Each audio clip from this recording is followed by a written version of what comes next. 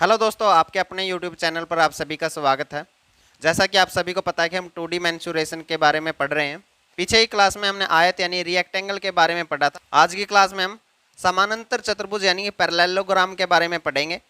तो जो भी नए बच्चे चैनल पर आए हैं वो चैनल को सब्सक्राइब कर लें और बेल आइकन जरूर प्रेस करें ताकि आने वाली सभी वीडियो की नोटिफिकेशन आपको मिल सके। तो भाइयों, ये है आयत और ये है समानांतर चतुर्भुज यानी कि पैरेललोग्राम। दोनों में क्या डिफरेंस है, पहले समानताएं देख ले। क्या है कि इसमें भी आमने सामने की भुजाएं बराबर होती है। ये एल है तो ये भी एल है, ये बी है तो ये भी बी है। और समांतर चतुर्भुज में भी आमने सामने की भुजाएं बराबर होती हैं। ठीक है, अब डिफरेंस क्या है कि आयत के अंदर सभी कोण 90 डिग्री के होते हैं, जबकि पैरेललोग्राम में ऐसा नहीं है। ये कोई और एंगल होगा और ये कोई और एंगल होगा, 90 डिग्री नहीं होंगे। ठीक है, तो ये पैरेललोग्राम है और ये आयत है। अब इसका परिमाप निकालते हैं तो क्या होता है, 2 इंटू में एल प्लस में बी, नीचे चारों भुजाओं का जोड़। और इसका परिमाप निकाल लोगे तो वो भी यही बनेगा। क्या बनेगा परिमाप इसका, 2 इंटू में ए प्लस में बी, नीचे चारों भुजाओं का जोड़। ए 2a हो गया और बी 2b हो गया। तो ये बात तो सेम है, लेकिन एरिया में इनमें डिफरेंस आ जाएगा। और क्या क्या बात है कि इसमें क्या है कि सभी कोण 90 डिग्री के हैं, इसमें सभी कोण 90 डिग्री के नहीं हैं। उसके अलावा जो एंगल P है यानी कि ये वाला एंगल है और ये वाला एंगल है, मान लिया कि इसको मैं अल्फा मान लेता हूं और इसको मैं मान लेता हूं थीटा। तो एंगल P और एंगल Q है यानी कि जो एक लाइन के हैं, एक लाइन पर बने एंगल हैं, उन दोनों का जोड़ हमेशा 180 डिग्री होगा। यानी कि जो अपना अल्फा है और थीटा है, दोनों का जोड़ कितना बनेगा, 180 बनेगा। सेम अगर इस एंगल को लूं और इस एंगल को लूं, अब ये थीटा है तो इसके सामने वाला भी थीटा होगा, और ये अल्फा है तो इसके सामने वाला भी क्या होगा, अल्फा होगा। क्योंकि ये दोनों क्या है, पैरेलल लाइन है और ये दोनों भी क्या है, पैरेलल लाइन है। तो ये आप लोगों को ध्यान रखना है कि लगातार दो कोई भी एंगल ले लो, ये दोनों ले लो या ये दोनों ले लो, ये दोनों ले लो, कोई भी लगातार दो एंगल लोगे तो उनका जोड़ कितना बनेगा, 180 बनेगा। डिफरेंस मैंने आप लोगों को बता दिया है कि इसमें सभी कोण क्या होते हैं, 90 डिग्री का होते हैं, इसमें ऐसा नहीं होता। उसके बाद जो बिल्कुल सामने का एक कोण छोड़कर यानी कि बिल्कुल सामने का कोण होगा, वो क्या होंगे, आपस में बराबर होंगे। ये अल्फा है तो ये भी अल्फा और ये थीटा है तो ये भी थीटा। ठीक है, एंगल बराबर होंगे। नेक्स्ट जो बात है भाई, ये इसके डायगोनल हो गए यानी कि विकर्ण हो गए। एक की लेंथ d1 है, दूसरे की लेंथ d2 है। दोनों विकर्णों की लेंथ सेम नहीं होती भाई, अलग अलग लेंथ होती है। जबकि आयत में क्या था कि दोनों विकर्णों की लेंथ सेम होती है। उसके अलावा ये दोनों एक दूसरे को बाइसेक्ट करते हैं, यानी कि अगर ये पॉइंट O है तो जितनी लेंथ PO की होगी उतनी ही लेंथ RO की होगी, यानी बाइसेक्ट करते हैं, एक दूसरे को दो बराबर भागों में बांट देते हैं। सेम इसी प्रकार से इससे जितनी लेंथ SO की होगी उतनी ही लेंथ OQ की होगी। ठीक है, यानी कि ये वाला टुकड़ा इसके बराबर, ये वाला टुकड़ा इसके बराबर। ठीक है, इसके अलावा अब जैसे ये एंगल है तो जो विकर्ण है वो एंगल को बाइसेक्ट नहीं करता, यानी कि ये वाला कुछ अलग एंगल बनेगा जो भी है गामा, और ये वाला अलग एंगल बनेगा यानी कि बीटा। बाइसेक्ट नहीं करता, ऐसा नहीं करता कि बराबर एंगल में डिवाइड कर दे। यानी कि अगर ये टोटल 60 है तो ऐसा नहीं है कि 30 डिग्री ये होगा 30 डिग्री ये होगा, ऐसा नहीं होगा भाई। ये अलग अलग एंगल बनेंगे, शायद ये 40 का बन जाए, ये 20 का, वो कुछ भी बन सकते हैं, लेकिन बनेंगे अलग अलग। ठीक है, तो एक दूसरे को बाइसेक्ट करते हैं, दो बराबर भागों में बांटते हैं, लेकिन जो विकर्ण है उनकी लेंथ बराबर नहीं होती। ठीक है, ये दो बात ध्यान रखनी है आपको। और एंगल को बाइसेक्ट नहीं करते, जो कोण है उसको बाइसेक्ट नहीं करते भाई। ठीक है, बाइसेक्ट नहीं करते। ये जो शेप है समानांतर चतुर्भुज, ये क्या होती है भाई, सिमेट्रिकल होती है। यानी कि जो ये त्रिभुज बने हैं भाई ये एक दूसरे के सिमिलर बनेंगे। जैसे अगर मैं ऊपर वाली त्रिभुज ले लूं पूरी, यानी कि PS और R, तो ये बिल्कुल सर्वांग सम होगी, बिल्कुल सेम आकृति होगी जैसे कि त्रिभुज PQR है। उसी प्रकार से अगर आप ये वाली त्रिभुज लो तो ये उससे दूसरे वाली त्रिभुज के बराबर होगी, यानी कि त्रिभुज अगर मैं PSQ लेता हूँ तो वो सर्वांग सम होगी, बिल्कुल सिमिलर होगी किसके, एंगल में, साइज में, एरिया में, हर चीज में। जो त्रिभुज दूसरी उसके सामने वाली बनेगी कितनी, SQR के। ठीक है, तो ये आप लोगों को सेम, अगर आप लोग ये वाली त्रिभुज लेंगे तो ये इसके बराबर हो जाएगी, ये वाली त्रिभुज लेंगे तो ये, यानी कि ये एक सिमेट्रिकल शेप है। और इनका ध्यान रखना भाई, यानी कि इस वाली त्रिभुज का एरिया जितना होगा उतना ही एरिया इस वाली त्रिभुज का भी होगा। ये ध्यान रखना, क्वेश्चन बनते हैं इससे कई बार। नेक्स्ट है, अब हम बात करेंगे भाई पैरेललोग्राम के एरिया की। अगर एरिया निकालना तो वो कैसे निकाला जा सकता है। जैसे भाई ये इसकी एक लेंथ है, ठीक है, एक भुजा, अगर मैं इस पे परपेंडिकुलर डाल लूँ, यानी यहाँ से इस पे परपेंडिकुलर डाला, ये मान लिया कि अपना कितना है, H1 है, तो एरिया क्या होगा, एरिया होगा AH1। ठीक है, ये एरिया हो जाएगा पूरे समानांतर चतुर्भुज का। उसी प्रकार से अब ये भुजा ना पता हो, क्या पता मैं ये भुजा पता हो, तो हम क्या करेंगे, इस भुजा पर एक लंब डाल लेंगे भाई। मान लेंगे इस लंब की जो लंबाई है वो H2 है, तो एरिया क्या होगा, BH2। यानी कोई भी एक भुजा लो और उस पर डाले गए लंब की लंबाई के साथ गुणा कर दो तो आपको क्या मिलेगा, समानांतर चतुर्भुज का एरिया मिल जाएगा। एक तरीका तो ये है, और क्या तरीका है, अब मैं इनको हटा देता हूं। ठीक है, अब मुझे पता है ये वाला एंगल या कोई भी एक एंगल, ये एंगल पता है, ये है थीटा, दोनों भुजाएं पता है, और ये बीच का एंगल पता है थीटा। कोई भी एक एंगल, ये कितना हो जाएगा, टोटल इन दोनों का जोड़ 180 होता है, तो ये 180 माइनस के थीटा हो जाएगा।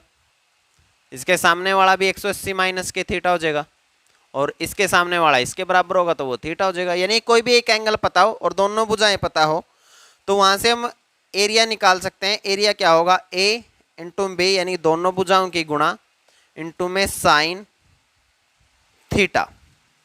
अब साइन थीटा, ये वाला थीटा ले लो या साइन 180 माइनस थीटा लिख लो, क्योंकि साइन थीटा और साइन 180 माइनस थीटा दोनों की वैल्यू सेम होती है, तो वहां से आप लोग इसका एरिया निकाल सकते हैं।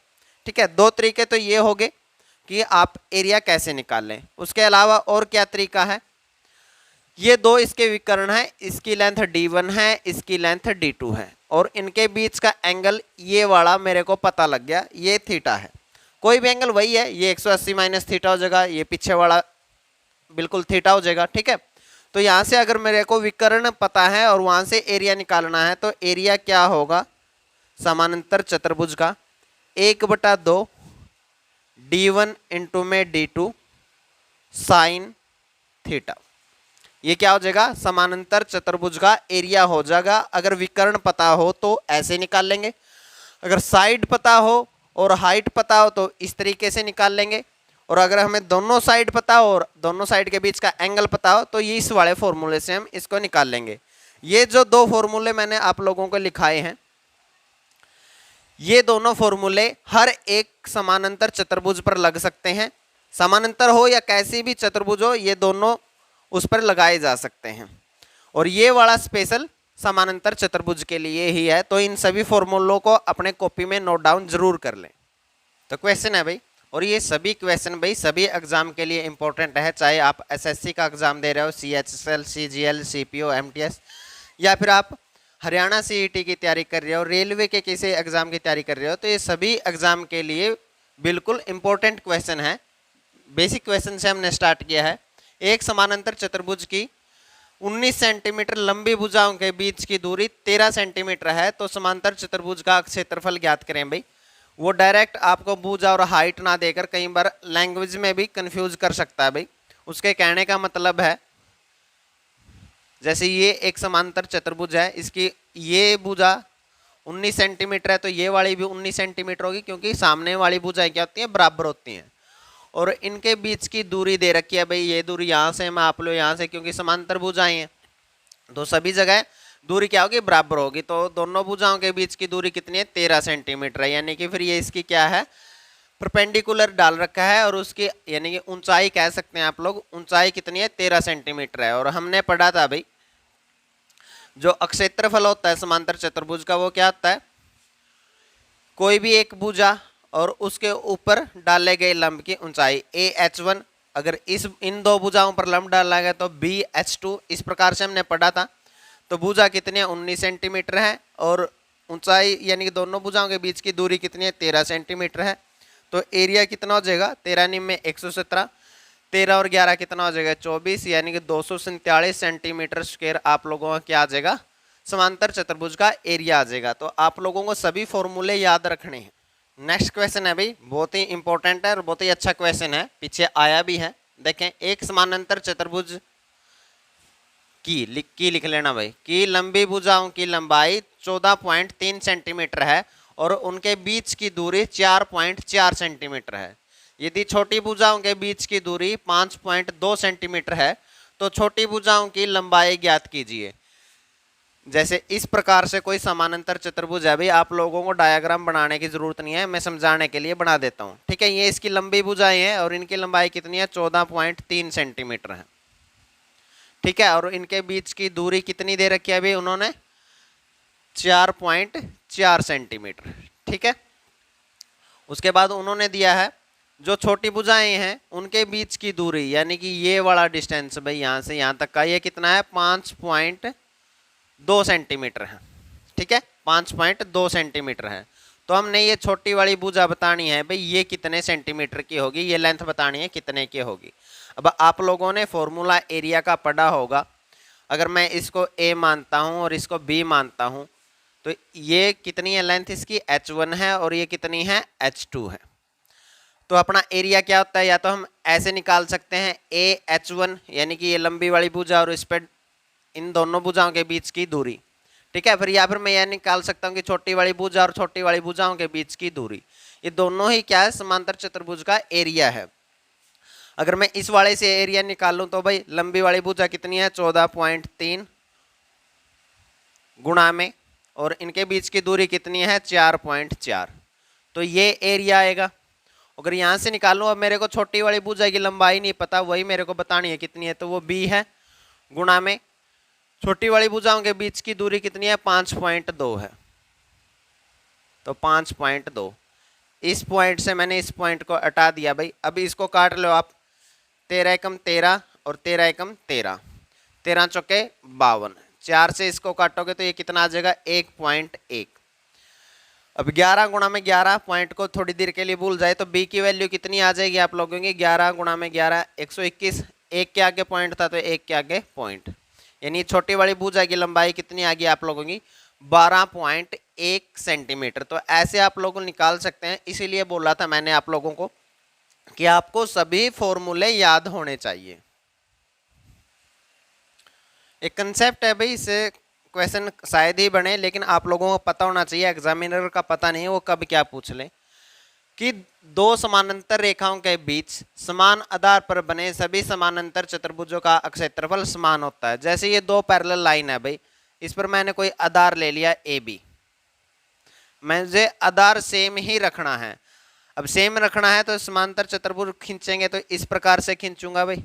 ठीक है, अब ये दोनों पैरेलल लाइन है, समानांतर लाइन है, तो इनके बीच की जो दूरी रहेगी वो हमेशा समान रहेगी। ये लेंथ मैंने मान ली कि A है और ये हमने मान लिया कि H है। अब मैं इस आधार पर कितने भी चतुर्भुज बना लूं, कैसे भी बना लूं समानांतर चतुर्भुज, तो उनका एरिया बराबर ही रहेगा। इसका एरिया कितना आएगा भाई, भुजा गुणा में और सामने वाली भुजा के बीच की दूरी यानी कि H, AH आएगा भाई। यहां से अगर मैं समानांतर चतुर्भुज इस प्रकार से बनाऊं तो यहाँ ये A है तो ये भी A है, और इन दोनों की लाइन है जो ये पैरेलल लाइन है, इनके बीच की दूरी कभी चेंज होने वाली नहीं है, तो इसका एरिया भी कितना आएगा, AH आएगा।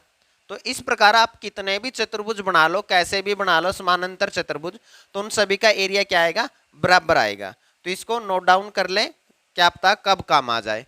सेम उसी तरीके से भाई अब बताने लग गया तो ट्रायंगल का बता दो। अगर समान दो पैरेलल लाइन है और मैंने समान आधार ले लिया AB, तो इनके बीच बने त्रिभुज का एरिया भी बराबर होगा। यानी कि ये वाला त्रिभुज बना दिया मैंने, फिर ये वाला त्रिभुज बना दिया, फिर मैंने ये वाला त्रिभुज बना दिया, कितने भी त्रिभुज बना लो सेम आधार पर, दो पैरेलल लाइन के बीच में, दो समानांतर लाइन के बीच में सेम आधार पर मैं कितने भी त्रिभुज बना लूं, सभी का एरिया सेम रहेगा। क्यों?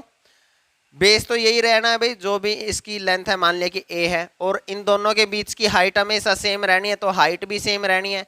और त्रिभुज का एरिया क्या होता है? 1/2 आधार, आधार हमने ए लिया, गुणा में ऊंचाई, तो ऊंचाई हमने एच ली है, यानी इनके दोनों के बीच की जो भी ऊंचाई है एच, तो एरिया तो हमेशा यही रहेगा ना, ना आधार चेंज होने वाला है ना हाइट चेंज होने वाली है, तो एरिया हमेशा सेम रहेगा।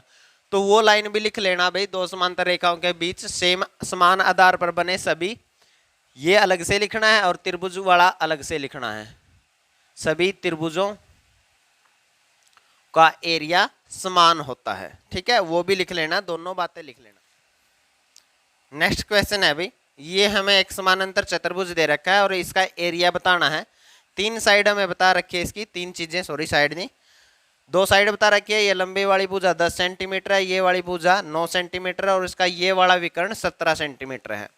अब यहाँ से हमें एरिया निकालना है, तो हमने जितने भी फॉर्मूले पढ़े थे उनमें से किसी का भी यूज हम नहीं कर सकते, लेकिन एक बात तो मेरे को पता है, ये 10 सेंटीमीटर है तो ये भी 10 सेंटीमीटर है, ये 9 सेंटीमीटर है तो ये भी 9 सेंटीमीटर है, इतना तो पता है ना। अब मैं इस त्रिभुज का एरिया निकाल सकता हूँ भाई, हीरोज फॉर्मूला लगा के, तीनों साइड पता है, तो मैं इस त्रिभुज का एरिया निकाल सकता हूँ। इसका एरिया को, जितना एरिया इसका बनेगा उतना इसका बनेगा, क्योंकि सेम ही साइड और सेम ही है सब कुछ, और दोनों का एरिया जोड़ दूंगा तो क्या हो जाएगा? समांतर चतुर्भुज का एरिया बन जाएगा। तो ये ऐसे क्वेश्चन भी बहुत एग्जाम में पूछे जाते हैं। तो त्रिभुज ABD का एरिया निकाल ले पहले, तो इसके लिए हमें पहले क्या निकालना पड़ेगा? एस यानी कि अर्ध परिमाप, अर्ध परिमाप कितना हो जाएगा? 10 + में 9 + में 17 बटे 2, 19 और 17 36 बटे 2, यानी कितना आ जाएगा? 18 सेंटीमीटर। और हीरोज फॉर्मूला के अकॉर्डिंग त्रिभुज ABD का एरिया कितना होगा? क्या होता है भाई? √S यानी कितना? 18, फिर S माइनस के A यानी -17, फिर S माइनस के B यानी कि 18 माइनस के 10, और S माइनस के C यानी कि 18 माइनस के 9, यानी आप लोगों का कितना आ जाएगा? 18 गुणा में 1 गुणा में 8 गुणा में 9, यही आ जाएगा भाई।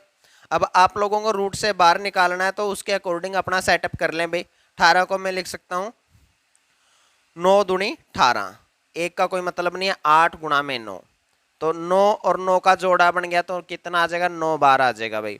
8 दूनी 16, और 16 का रूट कितना होता है? 4, तो वहां से कितना बार आ जाएगा? 4, 9 चौके 36, यानी कि इस त्रिभुज का एरिया कितना आ गया? 36। तो इस वाले त्रिभुज का भी एरिया कितना होगा? 36, क्योंकि भुजाएं बराबर ही हैं दोनों की, ठीक है। तो समांतर चतुर्भुज जो इन्होंने दे रखा है ABD का एरिया कितना आ जाएगा? ABCD का एरिया कितना आ जाएगा? दोनों के एरिया को जोड़ दो, यानी कि 36 + में 36 कितना आ जाएगा आप लोगों का? 72 सेंटीमीटर स्क्वायर। तो ये अप्रोच भी आप लोगों को यूज करनी पड़ सकती है कि आप पहले इस त्रिभुज का एरिया निकाल लें, फिर दूसरे वाले त्रिभुज का एरिया सेम ही बनेगा, तो दोनों को जोड़ देंगे तो आप लोगों का क्या आ जाएगा? आंसर आ जाएगा। नेक्स्ट कंसेप्ट है भाई, बहुत ही इंपॉर्टेंट है। दरअसल ये एक रिलेशन है किसी भी समानांतर चतुर्भुज की भुजाओं और उसके विकर्ण के बीच में। इससे क्वेश्चन बने हैं, 2017 में भी इससे क्वेश्चन आया था, तो इसे जरूर देख लें भाई। प्रूव मैं यहाँ पे आप लोगों को कराऊंगा तो वीडियो लंबी हो जाएगी, वैसे आप कोस रूल लगाकर इसको प्रूव कर सकते हैं, ठीक है। जो आप लोगों को याद रखना वो क्या है कि D1 का स्क्वायर प्लस में D2 का स्क्वायर, यानी कि विकर्णों के स्क्वायर का जोड़ बराबर होगा 2 गुणा में भुजाओं के स्क्वायर के जोड़ के बराबर, यानी कि A² प्लस में B²। A और B क्या है? समांतर चतुर्भुज की भुजाएं हैं, उनके स्क्वायर का 2 गुणा बराबर होगा उसके विकर्णों के स्क्वायर के जोड़ के। तो ये आप लोगों को बहुत ही अच्छे से याद करना है, बहुत ज़्यादा इम्पोर्टेंट है। और इससे क्वेश्चन पीछे बना है, जो 2017 में बना है, वो क्वेश्चन हम कर भी लेते हैं। उसी कंसेप्ट पर बेस्ड है भाई। 2017 CGL मेंस में आया था, जो अब तक का सबसे मुश्किल पेपर माना जाता है SSC का। दे क्या रखा था? जो AB है वो आप लोगों की 7 सेंटीमीटर है, जो BC है वो 9 सेंटीमीटर है, उसके बाद जो AC है वो 8 सेंटीमीटर है। तो हमें दूसरे वाले डायगोनल यानी कि BD की लेंथ हमें बतानी थी। अब जिस बच्चे को वो रिलेशन पता है वही इस क्वेश्चन को कर सकता है। तो क्या होगा 2 गुणा में भुजाओं के स्क्वायर का जोड़, भुजा कितनी है ए बी यानी 7 का स्क्वायर कितना हो जाएगा 49, प्लस में बी सी 9 का स्क्वायर यानी कि 81, ये किसके बराबर होगा विकर्णों के स्क्वायर के जोड़ के बराबर, यानी कि 8 का स्क्वायर कितना हो जाएगा 64, प्लस में हमें बी डी का स्क्वायर ये निकालना है कि बी डी कितना आएगा, ये कितना हो जाएगा भाई 50 और 80 130, 130 गुणा में 2 कितना हो जाएगा 260, माइनस के इस साइड आके ये कितना हो जाएगा 64, इस साइड आके माइनस का हो जाएगा, तो ये बी डी स्क्वायर की वैल्यू आ जाएगी। ये इसमें से घटाओगे तो बी डी स्क्वायर कितना आ जाएगा आप लोगों का 260 में से 164 घटाओगे तो कितना आ जाएगा 196।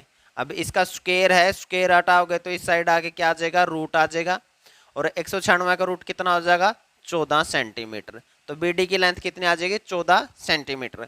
अब आप लोगों को रिलेशन पता है तो ये क्वेश्चन सारा 10 सेकंड का है।